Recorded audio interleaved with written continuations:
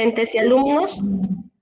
El día de hoy continuamos con el ciclo de conferencias Viernes de Charlas y Teoremas, organizado por el Círculo de Estudiantes Federico Villarreal, con el apoyo de la Escuela Profesional de Matemáticas. En esta ocasión contamos con la participación del doctor Miguel Alejandro Cerón Almonacid, que presentará la conferencia titulada El método de los elementos finitos, una herramienta matemática para el mundo real. El doctor Cerón posee una destacada trayectoria académica. Obtuvo su doctorado en matemática aplicada en la Universidad del Biobío, en Concepción, Chile. Asimismo, realizó un máster en matemática aplicada en la misma institución. Es licenciado en Pedagogía en Matemática y Computación por la Universidad de los Lagos en Osorno, Chile. Y también técnico en Contabilidad por el Liceo Comercial Miramar de Puerto Montt, Chile. El doctor Cerón se desempeña como académico e investigador en el área de la matemática aplicada, con más de 10 años de experiencia docente en diversas universidades de Concepción. Sus líneas de investigación incluyen metodologías activas para la enseñanza de la matemática. Además, ha publicado artículos en revistas científicas de renombre. Ha participado en proyectos de investigación y ha sido ponente en numerosas conferencias nacionales e internacionales. Sin más preámbulos, damos paso al doctor Cerón para el desarrollo de su conferencia. Bueno, buenos días a todos por allá. Muchas gracias por la introducción y por la invitación, ¿cierto?, realizada a cada uno de ustedes. También a todos los asistentes, muy agradecido por su interés en querer escuchar esta pequeña ponencia, que como bien señalaba, ¿cierto?, en la introducción realizada, voy a tratar de abordar a grandes rasgos, ¿cierto?, lo que es el método de elementos finitos, ya que, como ahí también lo dice, es parte del título, ¿cierto?, esta es una herramienta matemática que sirve para el mundo real.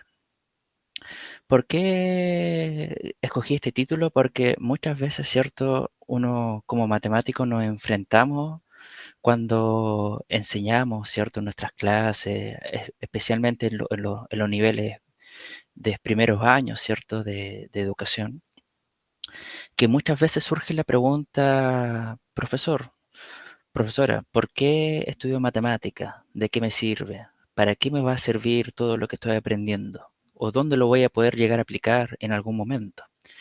Entonces, en esta pequeña ponencia yo quiero mostrarle al menos una herramienta. Probablemente existen muchas más, ¿cierto?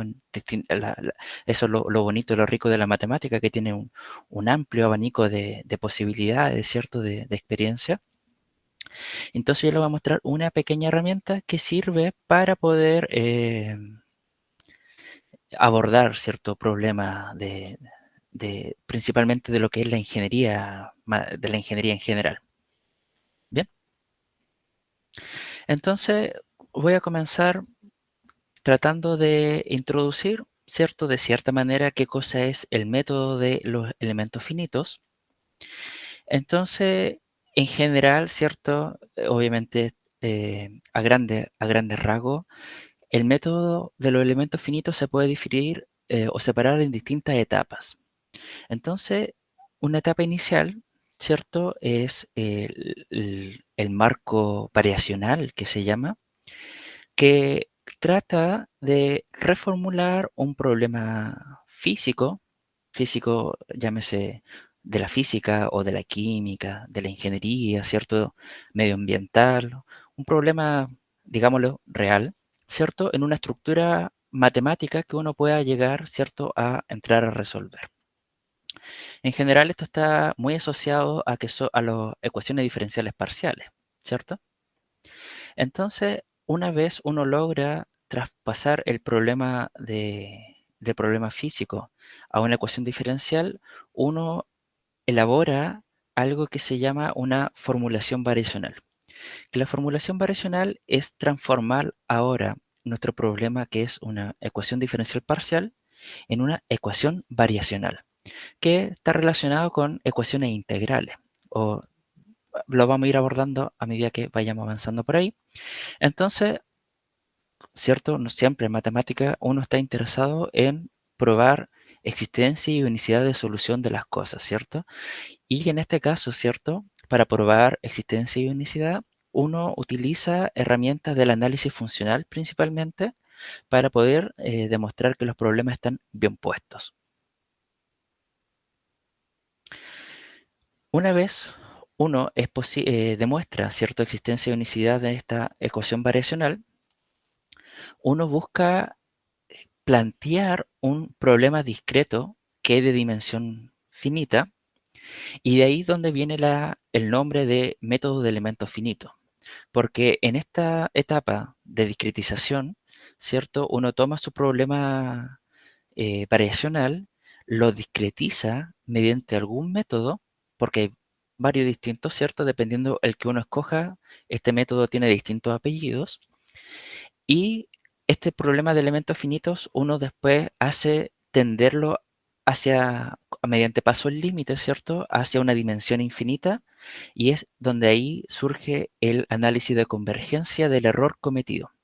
Entonces, el método de elementos finitos, en resumen, toma un problema modelo, que es un problema físico, lo construye o formula una ecuación variacional, un problema variacional, prueba existencia y unicidad de dicha solución, establece un problema discreto, analiza, ¿cierto?, el error cometido y finalmente uno lo implementa computacionalmente. Entonces, como el problema de las ecuaciones diferenciales parciales, nosotros sabemos, ¿cierto?, que en general no presentan soluciones analíticas, o aquellas que presentan soluciones analíticas son de una complejidad considerable. Nosotros vamos, mediante esta técnica, básicamente lograr aproximar esas soluciones, ¿cierto?, de las ecuaciones diferenciales que estamos interesados en analizar. Este es como el marco general de lo que uno hace con respecto a lo que es el método de los elementos finitos, ¿ya? Entonces, ¿cómo más o menos funciona? Entonces yo ahora a continuación voy a presentarle un problema, modelo, y vamos a construir su formulación variacional. Entonces el problema modelo que voy a considerar aquí es el más sencillito que uno puede imaginarse. Esto no es una EDP, sino que es más bien una ecuación diferencial ordinaria, ¿cierto? Tenemos la derivada segunda de U igual a una fuerza externa, ¿cierto?, que la llamamos F, en un intervalo A, B, y ese dominio, por simplicidad, yo lo voy a llamar omega.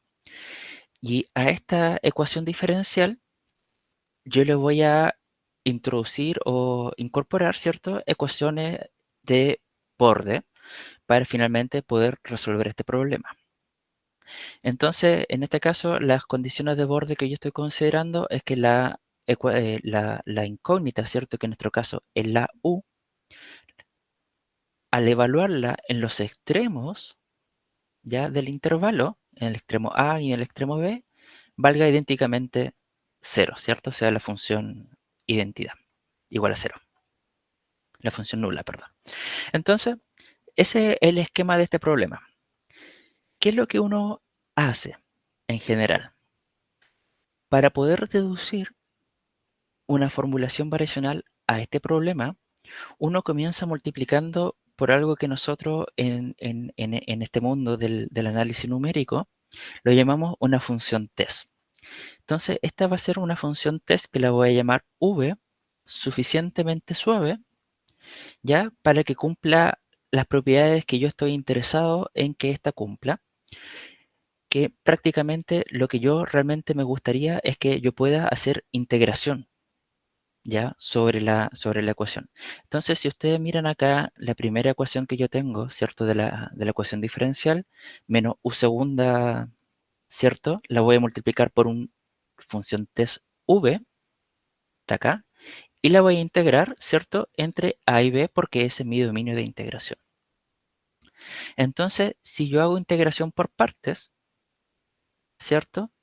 Básicamente me queda esta expresión, ¿cierto? Por el teorema fundamental del cálculo, acá evaluando entre los límites de b y a, se queda esta expresión que está aquí. Y ahora me queda una integral evaluada entre a y b, ¿cierto? Con la derivada primera de nuestra incógnita y con la derivada primera de nuestra función test. ¿Qué es lo que uno busca? Que esta función test, que sea suficientemente suave y que cumpla ciertas propiedades, uno la va a buscar en un espacio funcional adecuado. Y este espacio funcional, uno en nuestro mundo, ¿cierto? De análisis numérico lo llama la función H01. ¿Quién es esta función H01? Esta función es un espacio de Hilbert, un espacio de Banach, un espacio de Sobolev, cumple las tres propiedades, que en esencia son funciones que están en el espacio L2 y que su derivada también estén en el espacio L2, ya eso es H1, y además que esta función test, al evaluarla en el borde, sea idénticamente cero, pero solamente en la parte del borde. Entonces aquí este borde yo lo estoy llamando gamma, que son los extremos del intervalo, A y B en este caso. Esta parte que está aquí es la que viene a ser la parte del 0, del H01. Entonces, si yo considero que mi función test, esta v que estoy multiplicando yo aquí, vive en este espacio, ¿cierto? Lo que está pasando es que evaluado en b y v evaluado en a valen 0. Y por tanto, estas expresiones que están acá desaparecen, ¿cierto? Se hacen 0.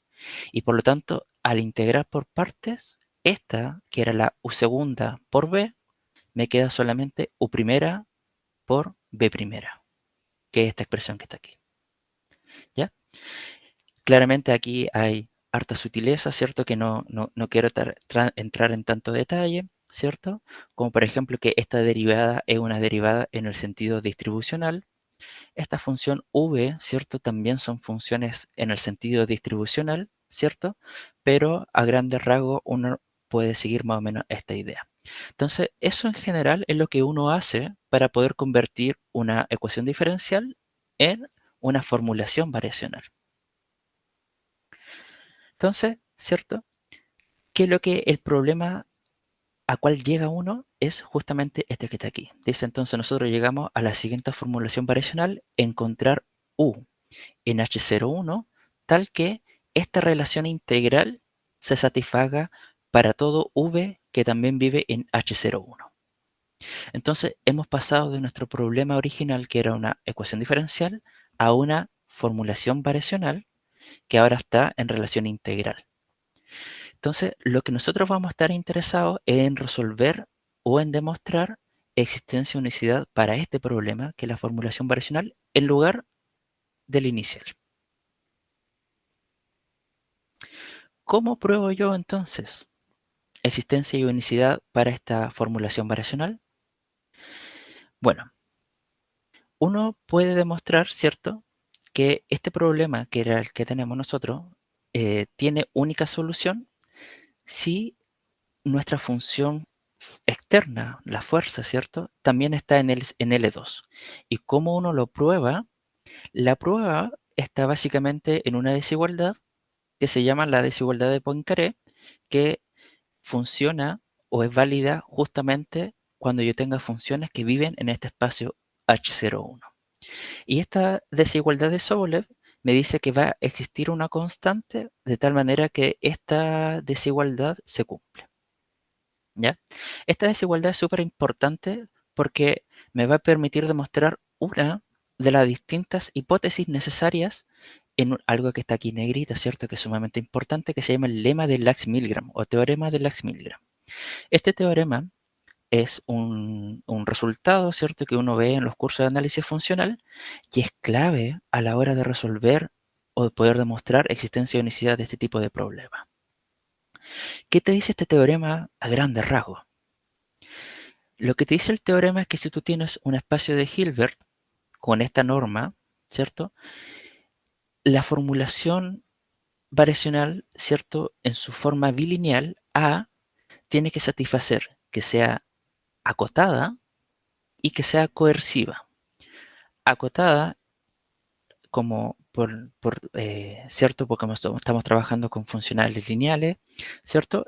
Es lo mismo que decir que sea continua, es decir, que a la forma bilineal tengo que poder yo acotarla, ¿cierto? En cada una de sus variables, en la variable u, en la variable v, ¿cierto? Y encontrar una constante m que finalmente me permita establecer esta cota de error.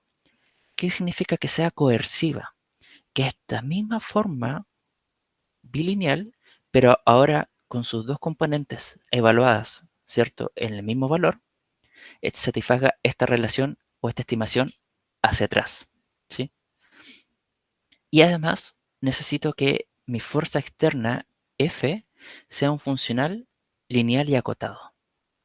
Si satisface nuestro problema todas estas condiciones, vamos a decir que la formulación abstracta, ¿cierto? A de U, B igual a F de B tiene solución única y además el teorema me establece algo que se llama la dependencia continua de los datos y por tanto yo podría tener rápidamente solución, ¿cierto? De solución y una estimación del valor de aproximación de mi función. Entonces, sin entrar tampoco mucho en el detalle, en nuestro problema, voy acá a retroceder un poco, ¿cierto? Nosotros estamos interesados en resolver este problema, entonces este lado izquierdo es el que yo voy a llamar A de U, B. Y este lado derecho es el que voy a llamar yo F de B. Y por tanto, me quedaría, ¿cierto? La estructura, ¿a dónde está, perdón? Ah, acá, ¿cierto? Me quedaría con esa estructura. Por lo tanto, ¿cierto? Uno se puede dar cuenta que si define como hemos dicho, el lado izquierdo vale A, el lado derecho vale F, ¿cierto? Y el espacio de Hilbert V es el H01 que estábamos trabajando. Con la desigualdad de Cauchy-Schwarz, uno puede demostrar continuidad de la forma bilineal. Con la desigualdad de Poincaré, que yo le mencionaba, uno puede demostrar aquí coercividad y además el acotamiento de la funcional f también uno lo puede hacer nuevamente con desigualdad de Cauchy-Schwarz. ¿Sí? Aquí hay normas específicas, ¿cierto? La norma de L2, la norma de H1, pero, ¿cierto? No, sin entrar tanto en detalle, uno puede establecer estas estimaciones. Entonces, como uno verifica cada uno de estos pasos, inmediatamente uno obtiene existencia y unicidad de nuestra ecuación variacional y además obtiene la dependencia continua de los datos. Bien, entonces esta es una herramienta del análisis funcional que me permite demostrar rápidamente, solamente haciendo un chequeo de que cumpla la hipótesis del teorema, ¿cierto? Podemos hacer un chequeo de ellas y verificar si cumple o no cumple las condiciones y por tanto demostrar o no unicidad y existencia de solución. Entonces, ahora, una vez uno demuestra esta existencia y unicidad, quiere establecer un método de aproximación a estas soluciones. Entonces aquí es donde entra el esquema de Galerkin. Y el esquema de Galerkin, básicamente, si tú tenés, acá estoy recordando cuál era nuestro problema variacional, lo que uno busca es pasar este problema que es de dimensión infinita, discretizarlo para introducir un espacio de dimensión finita.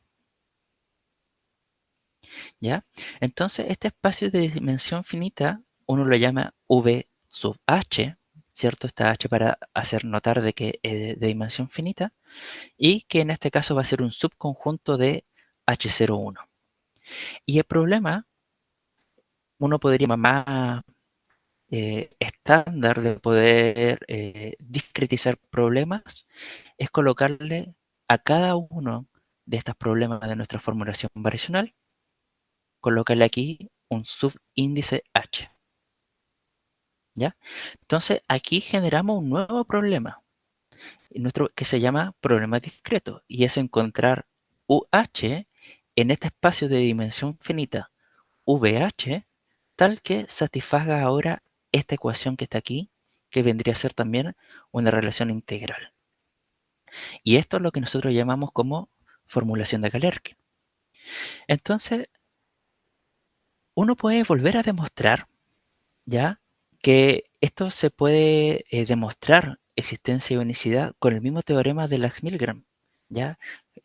Como VH es un subespacio de V, las condiciones del lema se mantienen.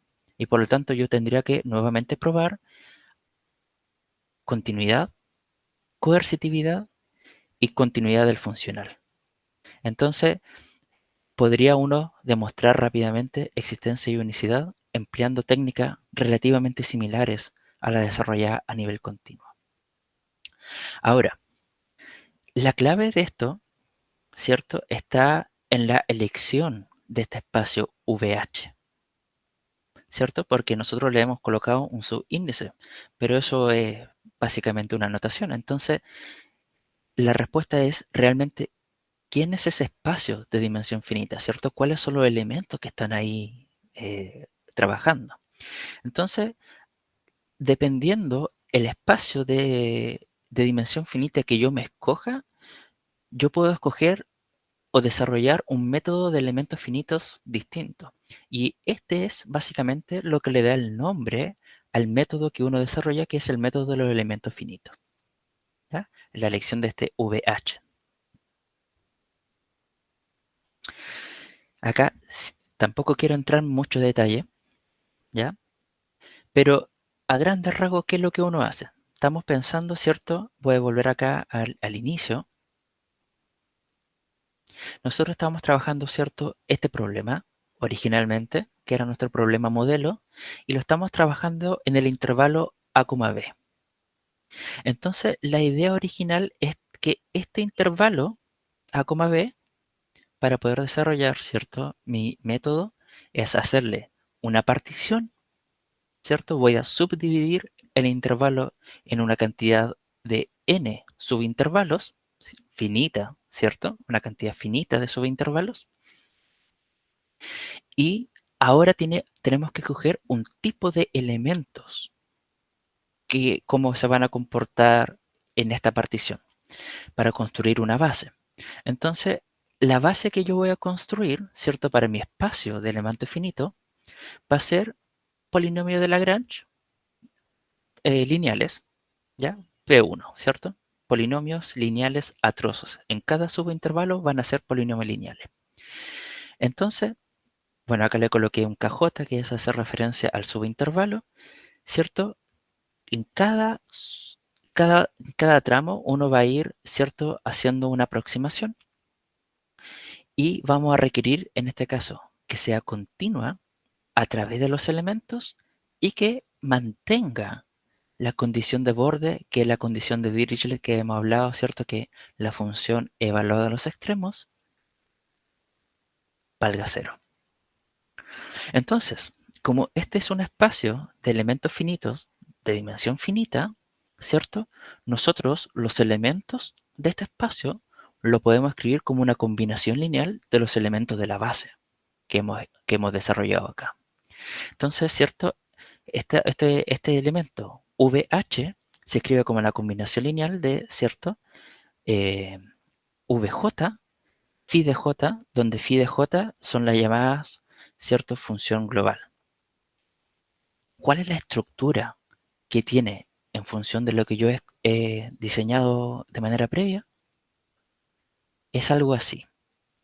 Cuando yo escojo elementos finitos de Lagrange, ciertos lineales a trozos, se constituyen estos que son, nosotros le llamamos las funciones gorro, las funciones techo, ¿cierto? Porque en esta función phi i, que la estoy llamando yo, se define como la delta de Kronecker, 1 cuando los subíndices son iguales y 0 en otro espacio, ¿cierto? Uno la grafica y se da cuenta que al evaluar esta función phi sub i en el nodo xi, vale 1. Pero cuando uno la evalúa en los otros nodos, va a valer 0. Entonces, vale 1, 0, 0, 0, por todos los nodos, 0, 0, 0, 0. Entonces, aquí se te forma un triángulo, ¿cierto? Donde tenemos acá el soporte de la función que está justamente, toma dos subintervalos, ¿ya? Entonces uno puede hacer los cálculos, ¿cierto? Para poder ver efectivamente cuál es la forma que tienen estas funciones gorro, y las funciones gorros tienen esta estructura que están aquí, que es una función a trozo o a tramo, ¿cierto? Que tienen esta estructura, ¿cierto?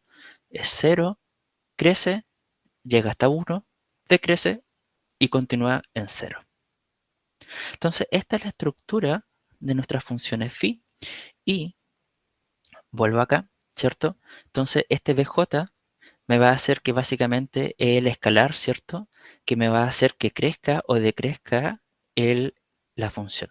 Entonces yo voy a poder definir, ¿cierto? Toda mi curva la voy a poder aproximar con estas funciones techo, escribiéndola como combinación lineal, ¿cierto? Para poder aproximar nuestra función.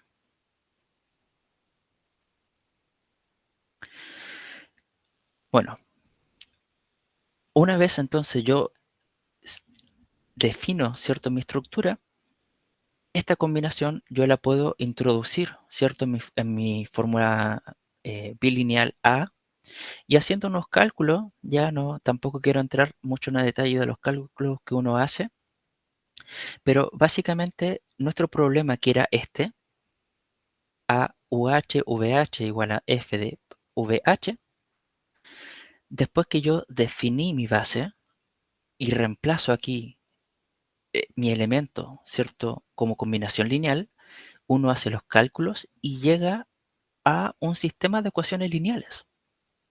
Y este sistema de ecuaciones lineales tiene, bueno, nosotros le llamamos nombres. Esta matriz K, ¿cierto? La llamamos la matriz de rigidez. El vector B lo llamamos como vector de carga, ¿cierto? Y tienen estas estructuras que provienen justamente de la forma bilineal A y de la fuerza externa F.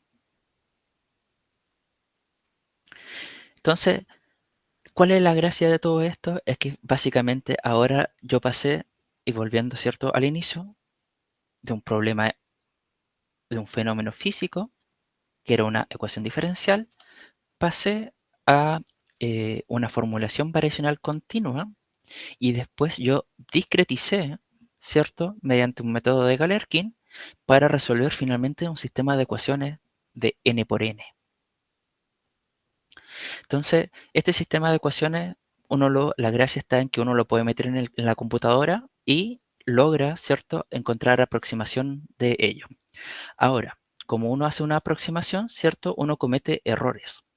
Normal, ¿cierto? El error de aproximación, y para ello uno establece, ¿cierto?, un análisis del error, porque uno está interesado en saber cuánto error comete mi aproximación del método. Entonces, hay acá solamente un par de resultados, ¿cierto? Que si yo tengo mi solución continua, ¿cierto?, menos mi solución discreta, que es la aproximada, ¿cierto? La diferencia entre la continua menos la discreta me va a generar el error. Entonces, un primer resultado de error es que este que está aquí se llama lema de SEA, y finalmente te dice que yo puedo minimizar el error con este ínfimo. Ahora, gracias al teorema de mejor aproximación, ¿cierto?, uno puede encontrar que el ínfimo va a ser menor a esta proyección, que es una proyección ortogonal. Y con este pi grande, ¿cierto?, que es un proyector o una interpolación que uno comete, uno puede establecerle el error de interpolación. Y aquí es donde aparecen unas potencias de h elevado a la k. Estas son las que me interesan a mí, porque el h es el tamaño del subintervalo.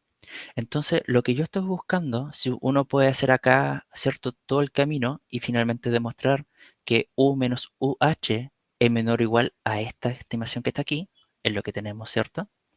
Entonces, lo que me interesa es que la potencia de h que yo obtenga sea ojalá de un orden alto, porque mientras más alto sea el valor del k, más rápido converge mi método. Ahora, eso, como le digo, uno lo mete en la computadora, pero antes de hacer eso, yo quisiera mostrarle, entonces, este es como el marco general, ¿ya? Que es lo que uno hace, ¿cierto?, en en un problema de una ecuación diferencial, ¿cierto? Que es el problema modelo más sencillo que uno puede visualizar. Claramente, ¿cierto? Esto, hay hartos pasos que me salté, ¿cierto? Como son las ponencias, finalmente eh, uno necesitaría un par de clases para eventualmente ver esto con un poco más detalle y ver los cálculos cómo van saliendo de mejor manera. Pero lo que yo me gustaría mostrarles aquí es un trabajo, ¿cierto? Que he desarrollado ahora último, ¿cierto? Este es un artículo de un problema que desarrollé en mi tesis doctoral, ¿cierto? Está publicado en una revista que es MATCOM, que es una revista especializada del área del análisis numérico. Y les voy a contar aquí a grandes rasgos, ¿cierto? De qué es lo que trata, más o menos lo que hemos visto, el marco general, cómo uno más o menos lo lleva a una estructura de un problema. Entonces, el problema que yo estuve trabajando es un problema de de interacción fluido-membrana no isotérmica que está enfocada a problemas de desalinización, ¿cierto? Todos sabemos, ¿cierto? Los problemas de agua, de la escasez de agua a nivel mundial, es un problema urgente para la humanidad en todos los países, algunos más críticos que otros. Entonces, yo partí de un problema que era un fenómeno real, ¿cierto? Que nosotros, para poder solucionar este problema de escasez de agua, una de las propuestas es desalinizar agua de mar y convertirla en agua potable. Entonces, ese problema de la desalinización, que es un problema real, ¿cierto? Uno lo puede establecer aquí en una serie de ecuaciones diferenciales parciales, ¿cierto? Para poder modelar dicho problema. Entonces aquí está un poco el problema que es un poco más complejo, ¿cierto? Pero básicamente lo que está aquí, yo trabajo en dos dominios, uno que va a ser un fluido libre y otro que va a ser un medio poroso. ¿Por qué? Porque aquí, ¿cierto? Se ve un tubo que es básicamente cómo funcionan los procesos de desalinización. ¿Cómo funcionan estos procesos? Eh, Imagínense este tubo, pero aquí lo llevamos, ¿cierto? En un esquema más fácil de visualizar. En este dominio, que es el fluido libre, uno introduce agua con sal, ¿ya? Agua de mar. Y este dominio uno lo va a someter a una fuente de calor.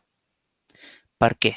Para que el agua se empiece a evaporar y el vapor atraviese acá esta interfase y va a atravesar acá con una membrana, que una membrana tiene características específicas que no permite que el agua pase, no permite que la sal pase, pero sí permite que el vapor pase. Entonces, si nosotros calentamos esta zona y el vapor pasa y la sal no, lo que vamos a obtener acá es agua potable. Entonces, ese fenómeno se modela con estas ecuaciones que están acá. En el lado del fluido con sal son las ecuaciones de Navier-Stokes, que modelan el movimiento de flujos, y sometido a una fuente de calor, que es la ecuación de calor. En la parte de la membrana, ahí el movimiento del fluido se lee con las ecuaciones de Darcy, que son estas que están acá, y también va a haber un calor residual, que es el vapor, ¿cierto?, que está pasando. Entonces, acá yo tengo un problema de un problema real. Logré establecer sus ecuaciones diferenciales parciales, ¿cierto? Pero estas ecuaciones son altamente difíciles, por no decir que no se puede resolver de manera analítica, y por lo tanto, yo acá establezco las ecuación variacional que surge del problema, ¿cierto? Más allá de entrar, ¿cierto? A ver cada uno cómo hace estas cosas, ¿cierto? Porque probablemente para una charla no se alcanza a apreciar todo, pero lo que sí quiero mencionarles es que finalmente uno tiene una estructura que tiene esta naturaleza y tiene acá integrales, que eran básicamente lo que teníamos anteriormente. Entonces, este es nuestro problema variacional. A este problema uno lo demuestra existencia de unicidad con herramientas del análisis funcional. Establece, perdón, acá, ¿cierto? Después establece un problema discreto y lo implementa computacionalmente. Entonces, acá es donde yo le quiero mostrar la parte computacional. La parte computacional, entonces, uno define ciertos subdominios. En este caso, yo definí mi estructura de los dos cuadrados, ¿cierto? Que le estaba mencionando. Definir algunos parámetros físicos que sirven para poder determinar, ¿cierto?, el fenómeno y además, ¿cierto?, ecuaciones que son las soluciones exactas que yo me estoy planteando que se ajustan a mi modelo. Computacionalmente, hace acá la partición de, en este caso, el cuadrado, ¿cierto? Antes nosotros vimos la partición de un intervalo, acá tengo la partición del cuadrado en 2D. Entonces nos damos cuenta que el proceso es un proceso iterativo. La primera vez me hace una triangulación más o menos gruesa, ¿cierto? Entonces el error que se está cometiendo acá de aproximación es más o menos fuerte. Pero cada vez que yo estoy haciendo más y más fina la malla, ¿cierto? Hago refinamiento de mi partición. Acá ya en esta última imagen, ¿cierto? Claramente, por lo menos a ojo humano, prácticamente no se puede diferenciar el tamaño de los triángulos que yo estoy viendo, ¿cierto? Entonces, estoy imaginándome que el error de aproximación que estoy cometiendo es muy, muy, muy bajito. Entonces, cuando uno hace estas cosas en el computador, acá yo estoy comparando a la parte de arriba, tengo la velocidad, la presión y la temperatura exactas. Y en la parte de abajo tengo la velocidad, la temperatura y la presión, pero aproximadas con el computador. Entonces, uno puede entrar a comparar y se da cuenta de que básicamente diferencia no hay, ¿cierto? Tengo una muy buena aproximación, que es lo que yo estoy realmente buscando. Y computacionalmente también uno puede ver aquí con unas tablas que uno puede construir, donde te das cuenta, ¿cierto?, de que estas E que yo estoy escribiendo aquí hacen referencia al error cometido. Y estos dos que estoy llamando aquí al inicio son los grados de libertad, es decir, que mientras más grados de libertad yo tenga, más pequeñitos son mis triángulos. Entonces, al comienzo, el error cometido es de 0,5. Por ejemplo, para la velocidad en el fluido libre. Pero cada vez que yo estoy haciendo más y más y más pequeño mi refinamiento, el error empieza cada vez a disminuir. En este caso ya llegando a 0,01 con 725.000 grados de libertad. Pero esto podría continuar, ¿cierto? Y mientras más uno continúa y en todos los valores de las E, uno puede ir verificando que los valores van acercándose cada vez más a cero. Y por otro lado, aquí en esta R, uno habla de los ratios de convergencia, que eran los h elevado a k. Entonces, lo que yo estoy buscando en este caso es que siempre esté lo más cercano a 1. Entonces, 0,8, 1, 1, 0,9, 1, 1. Entonces, me doy cuenta de que los órdenes de convergencia están alrededor del 1. Y eso me está diciendo que mi orden converge con un orden lineal. Solamente para finalizar, ¿cierto? Ya ir terminando. Este método de elementos finitos yo le mostré solamente una aproximación, pero en realidad hay bastantes métodos. Entonces lo que nosotros vimos es algo que se llama el método conforme, ¿ya? Que es la estructura más intuitiva, podríamos decir, ¿cierto? De aproximar con este método, pero hay otros más. Por ejemplo, están los elementos mixtos, están los elementos discontinuos, están los elementos discontinuos y divisables, están también elementos virtuales y hay muchísimos otros métodos más. Es decir, aquí hay una familia de técnicas que te permiten resolver, puede ser incluso el mismo problema, pero con características y enfoques distintos.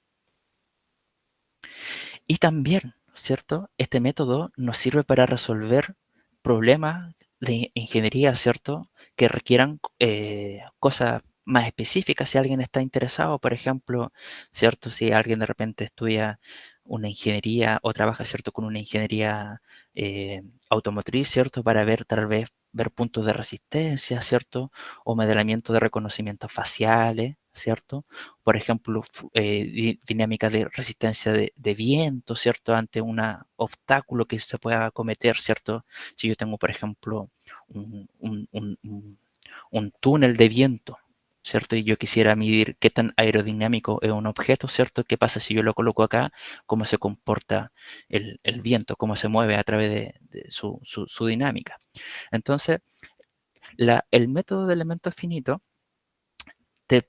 es un método súper versátil, ¿ya? ¿Cierto? Es un método matemático, pero que tiene aplicaciones muy interesantes en el mundo real, ¿cierto? Sirve para resolver una gran variedad de problemas y finalmente, bueno, su origen, no lo mencioné, pero lo menciono ahora, ¿cierto? El origen de este método partió justamente con técnicas de ingenieros matemáticos de la década del 50. Entonces, cuando yo hablaba en el método discreto de la matriz de rigidez y el vector de carga, esas terminologías provienen justamente de los ingenieros matemáticos que eran civiles en construcción en esa época en Estados Unidos, que trabajaban en la construcción de edificios. Entonces, para poder justamente desarrollar estos estudios y análisis de resistencia, ¿cierto? Aplicaban o desarrollaron este método que evolucionó, ¿cierto? Llegando hasta nuestros días de hoy con una gran familia de distintos métodos. Esa sería mi ponencia. Muchas gracias por su atención y por la invitación realizada. No sé si alguien tendrá algún tipo de preguntas, comentarios o algo similar que, que puedan hacer y abierto ahí a responder cualquier consultita. Sí, buenas tardes, Miguel. Buenas tardes, don Raúl. Miguel, me ha llamado la atención bastante tu trabajo acerca de la desalinización del agua y sobre todo hay ese problema de interacción fluido-estructura, ¿no? El que muestras exactamente. Sí.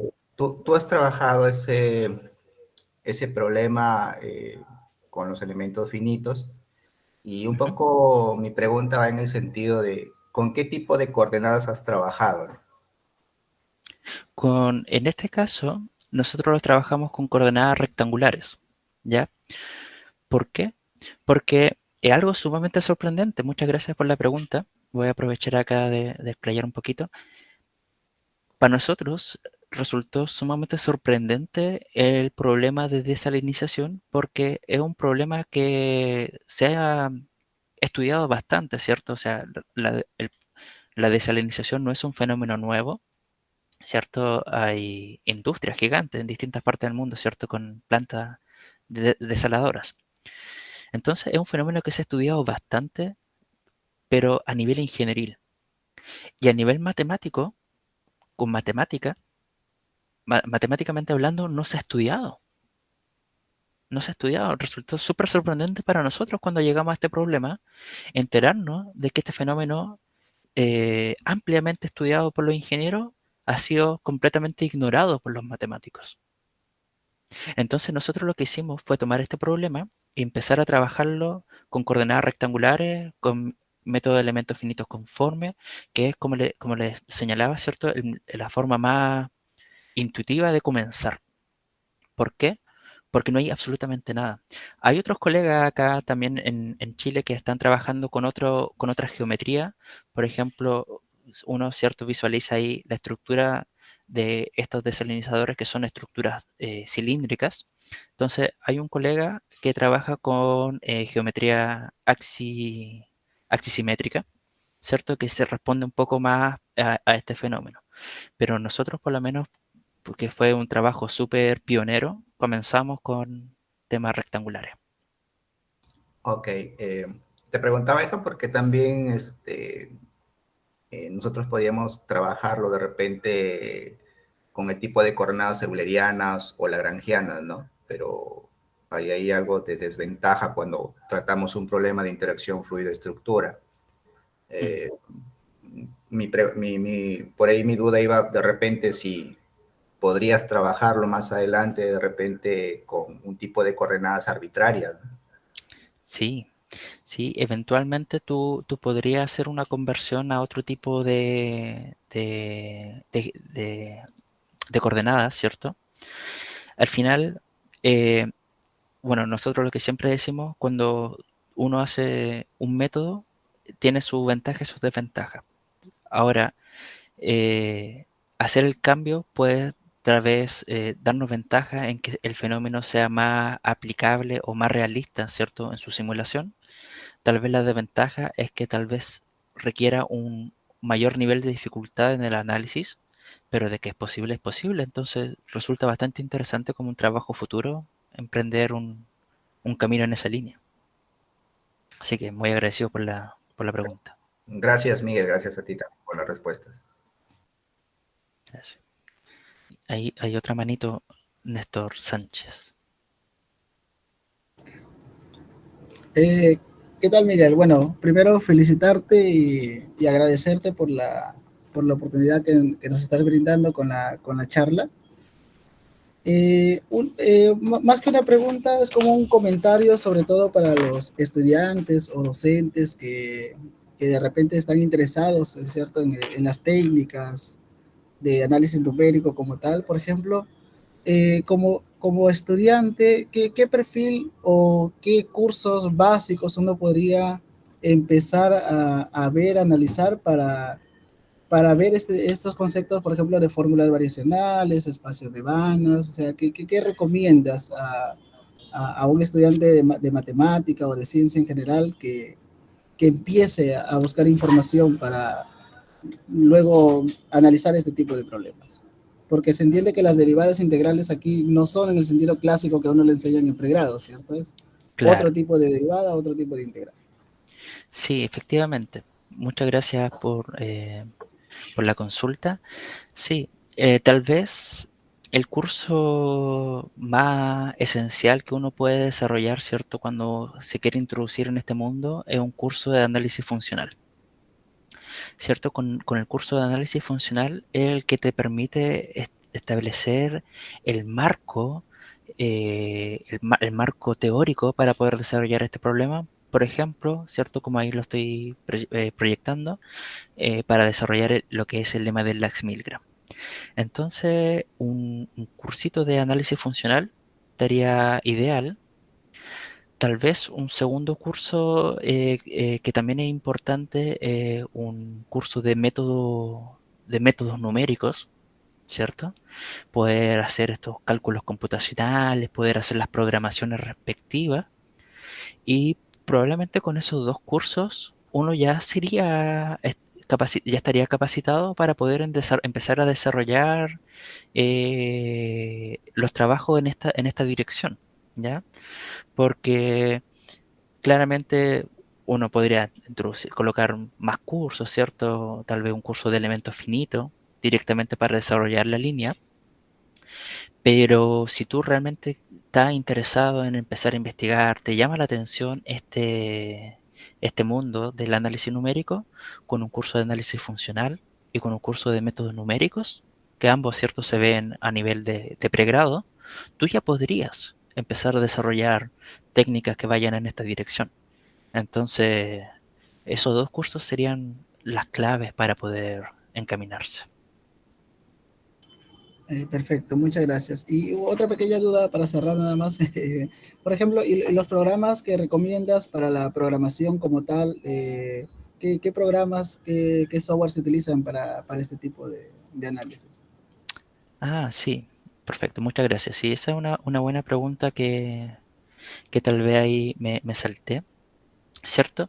Bueno, en realidad depende para el método, ¿sí? Por ejemplo, métodos conformes o mixtos o discontinuos, que son los tres primeros, ¿cierto?, que uno ve acá. Tal vez para estos tres métodos, por ejemplo, uno puede utilizar MATLAB como herramienta básica, ¿cierto? Que te permite construir todo lo que tú quieras, ¿cierto? Toda la ventaja que te produce el software. Pero hay un software especializado para este mundo de elementos finitos que se llama FreeFEM. FreeFEM, a ver si me permiten un segundo, voy a ver si puedo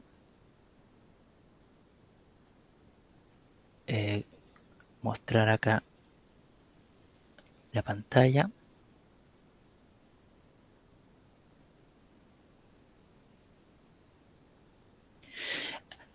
Bueno, en FreeFEM es un software especializado para poder hacer los códigos computacionales. Por ejemplo, aquí yo estoy mostrándole, ¿cierto?, un código que yo tengo ya escrito en FreeFEM que te resuelve en este caso el problema menos laplaciano de U igual a F con U igual 0 en la frontera, ¿sí? Que es básicamente el mismo problema que trabajamos nosotros, pero en 2D.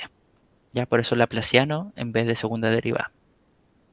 Entonces, este es un software que FreeFEM te permite entonces, acá hay cierto cosas para poder inicializar cierto el tema y formar las distintas iteraciones, pero acá mostrarles, cierto, hay hartos comentarios que uno hace para tal, pero mire, uno dibuja cierto la malla, la geometría de lo que uno está interesado. Entonces en este caso estoy dibujando un cuadrado, eso lo hago mediante parametrizaciones, cierto, nada tan complejo, una parametrización. Acá yo introduzco mis funciones exactas, ¿cierto? Que en este caso era la U, y calculo después su laplaciano. Entonces calculo, está la derivada con respecto a X de U, la derivada con respecto a Y de U, y acá este F es justamente el laplaciano de U, ¿ya? Y acá, si se dan cuenta, en una única línea, bueno, dos líneas, está el problema. Acá yo tengo mi forma bilineal A, que es la formulación gradiente-gradiente, con la condición en frontera, y tengo mi ecuación fuerte, o mi función fuerza, que es la F, ¿cierto? Que también con la condición que cumple en la frontera. Defino mi espacio de elementos finitos, que en este caso son el espacio polinomiales a trozo, P1, exactamente el mismo que yo estaba señalando antes, y con eso defino entonces un sistema de ecuaciones que es una matriz A, ¿cierto? Que yo voy a entrar acá a resolver con mi lado derecho B. Entonces aquí resuelvo, ¿cierto? Por si tengo AX igual B, el A, ¿cierto? Le aplico la matriz inversa. Entonces la solución finalmente va a ser la matriz inversa por el vector de carga. Y acá yo recojo mis soluciones. Entonces, si te das cuenta, este es un código que está en FreeFEM y te permite justamente resolver un problema en específico, que era el que lo que yo estaba mostrando antes. Entonces, este otro software, mucho más sencillo que MATLAB, y te permite introducirte, ¿cierto?, a este mundo también. Por eso, como les señalaba antes, voy a volver a la pregunta, análisis funcional como curso básico, métodos numéricos como curso básico, y como software, FreeFEM. Con esos tres elementos tú puedes manejarte para introducir, dar los primeros pasos en este mundo. Siempre obviamente es un mundo gigante, uno puede profundizar e irse por distintas líneas, pero con esto es más que suficiente, y un alumno de pregrado que haya llevado ya análisis funcional y métodos numéricos podría ya comenzar a trabajar en este camino y desarrollar investigación en este sentido. Perfección. Hola Miguel, buenos días. Bueno, sí. Buenos días. Miguel, yo tengo dos inquietudes. Cuando tú mostrabas la solución o el manejo de esta EDO mediante la formulación variacional, luego construiste ahí unas funciones de base local, me imagino, ¿no? O no eran globales, porque ya eso de ahí vendía la parte de la implementación de de cada una de las submatrices que te quedan por cada una de las celdas que vas generando, y las vas acoplando el sistema para tener ese ensamblaje de todo el sistema acoplado. Y obviamente ahí se pueden generar ciertas susceptibilidades, porque cuando ingresas condiciones o cuando tú quieres despejar ya la solución, puede ser de que esa matriz no sea invertible, ¿no? De todo el sistema acoplado. Claro. Entonces, obviamente ahí involucras necesariamente pues las condiciones de contorno que le estás imponiendo al problema. Y bueno, empiezas a buscar una mejor aproximación a la solución que ya en algún momento pasó por varias fases, ¿no? Porque primero tenías la ecuación diferencial, que tenías una solución fuerte, luego pasas a una solución débil, porque pasas al esquema variacional, y luego pasas a un subespacio de dimensión finita, ¿no? Tres estadios, tres fases, ¿no? Sí. Comparar arriba con la solución fuerte ya. Bueno, Pero la pregunta iba estrictamente porque cuando ya tengo ese sistema acoplado, o sea, el costo computacional realmente para el elemento finito es bastante, ¿no? Imagínate el problema que tú has estado desarrollando, o sea, involucran bastantes variables y el sistema se hace muy grande. Sí, Y me preocupaba el resultado del análisis que hacía sobre la convergencia computacional, porque la convergencia teórica no la vi, pero la convergencia computacional te generaba de grado 1, me parece, era lineal. sí. ¿No te parece un poquito bajo? ¿No se puede alcanzar un poquito, llevarlo a una convergencia cuadrática, aumentar la convergencia? Sí, sí, efectivamente se puede. Muchas gracias por la pregunta. Mire, voy a, si se está viendo de nuevo la diapositiva, ¿cierto? Sí, claro, claro. Claro, justamente acá. Cuando tú escoges tu espacio de elementos finitos, es básicamente lo que va a estar asociado a tu orden de convergencia. Entonces, claro, en este caso yo escogí que sean polinomios P1, ¿cierto? Que sean lineales, pero si yo hubiera escogido polinomios cuadráticos, teóricamente yo voy a obtener un orden cuadrático. Y si escogiera un polinomio cúbico, podría obtener un orden cúbico, ¿ya? Entonces ahí hay una relación directa en lo que tú puedas obtener. ¿Cuál es el problema? Justamente también lo que tú señalabas, el costo computacional involucrado en los órdenes. Entonces, claro, aquí P1 es lo más básico que uno necesita para este tipo de problemas, porque hay derivadas involucradas. Pero si yo quisiera coger P2 para aumentar el orden de convergencia, el costo computacional se incrementa, no sé si el doble, pero se incrementa muchísimo. Exacto. Entonces, claro, por ejemplo acá, sí, cierto, acá donde yo obtuve los órdenes lineales, llegué hasta 725.000 grados de libertad aproximadamente.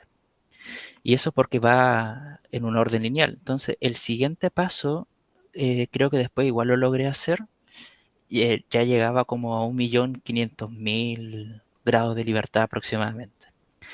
Para lograr eso, esos tipos de elementos, que esto fue, lo hice, estas tablas son un poco más antiguas, porque esto lo hice con mi laptop, la mía, la personal. Claro, Entonces, va a depender del equipo también. Así sí, es. el equipo computacional también te Exacto, limita.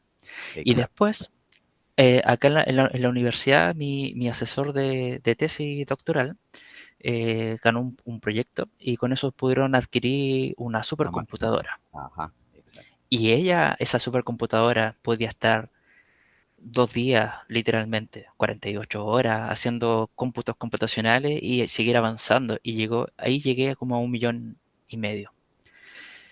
Ahora, si tú haces un polinomio de grado 2, muy probablemente puedes partir aquí con 200 grados de libertad y el siguiente van a ser 700, y el siguiente van a ser 3.000 y el siguiente van a ser 800.000, y muy rápido los grados de libertad te van a consumir la cantidad de iteraciones que tú vas haciendo. Entonces, en los métodos que nosotros desarrollamos, siempre decimos que uno gana y uno pierde dependiendo de lo que uno quiera hacer. ¿Tú puedes aumentar el orden de convergencia? Sí. ¿Pero qué va a perder?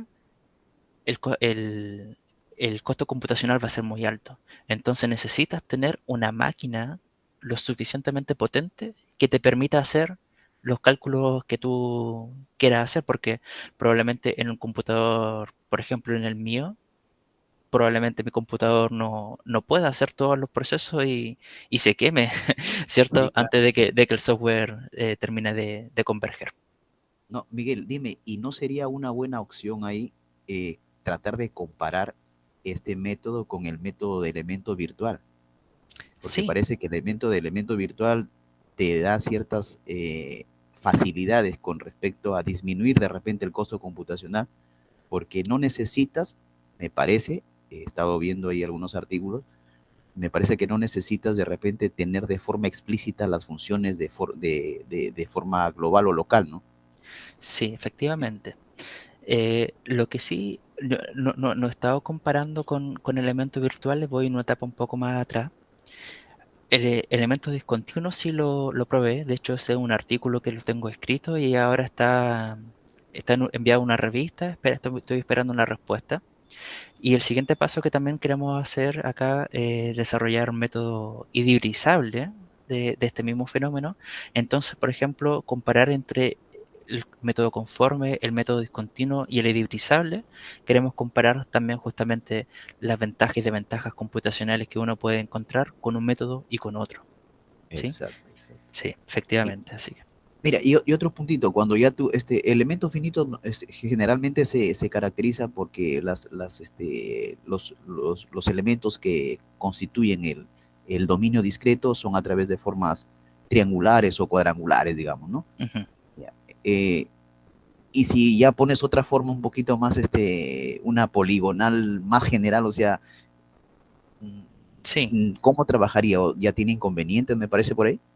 Sí, efectivamente, tú puedes trabajar con geometría no triangulares o no bueno, en general las básicas son triangulares o cuadriculares. Esas son las más estándar.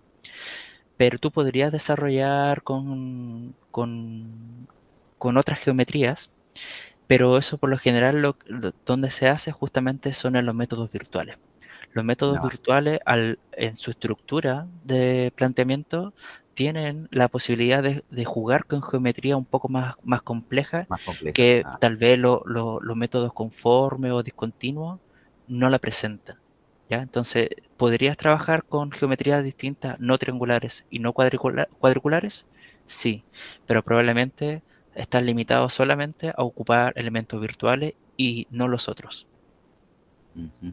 Entonces, Dime, y por último, para cerrar, esta discretización, tu mallado ha sido sobre una malla homogénea o uniforme o no uniforme. sí, sí, fue uniforme. Ah, ya.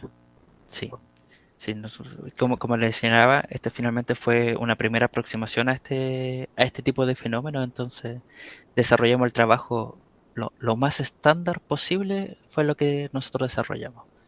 Método conforme, elementos P1, malla uniforme, o sea, tratamos de hacer el trabajo como lo más estándar, como que sea, de hecho, es el primer trabajo en esta línea. Entonces, eso fue lo que intentamos hacer, pero se pueden hacer otras cosas. Si eventualmente aquí hay mucho más por seguir investigando. Así es. Ok, muchas gracias por tu respuesta, Miguel. Muchas gracias a usted.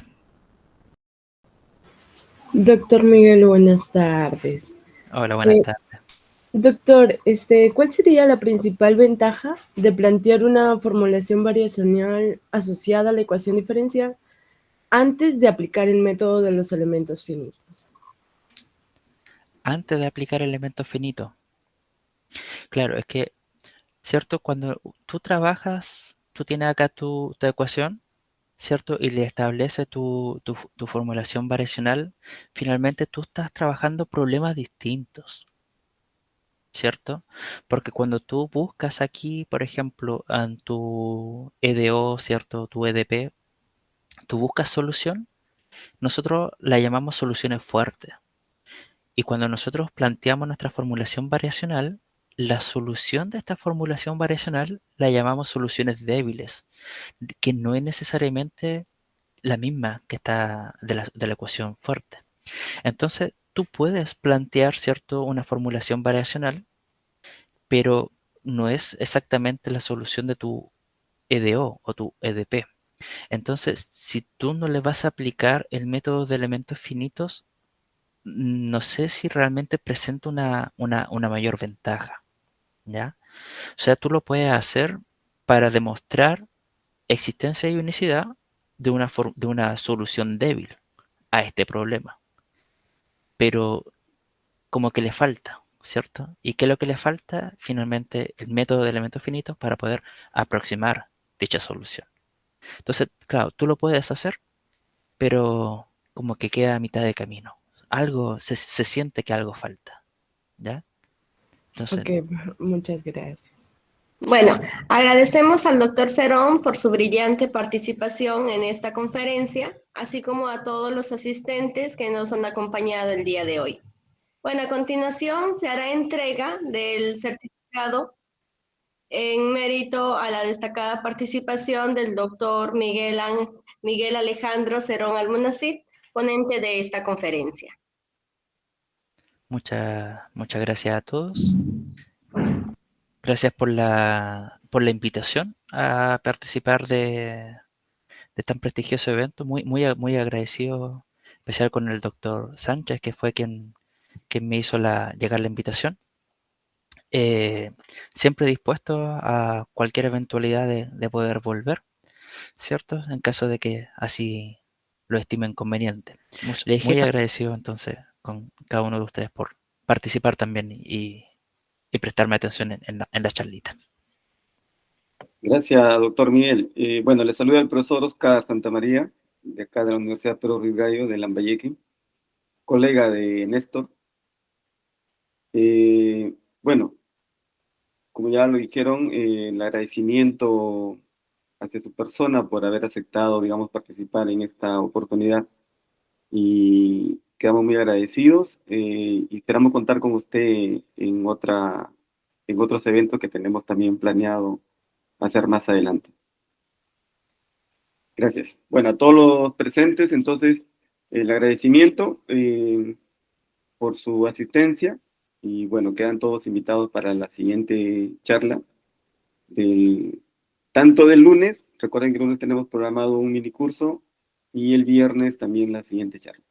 Muchas gracias a todos y que tengan un buen día. Muchas gracias, doctor Miguel. Gracias a ustedes. Muy buen Muchas día gracias, a cada uno de ustedes.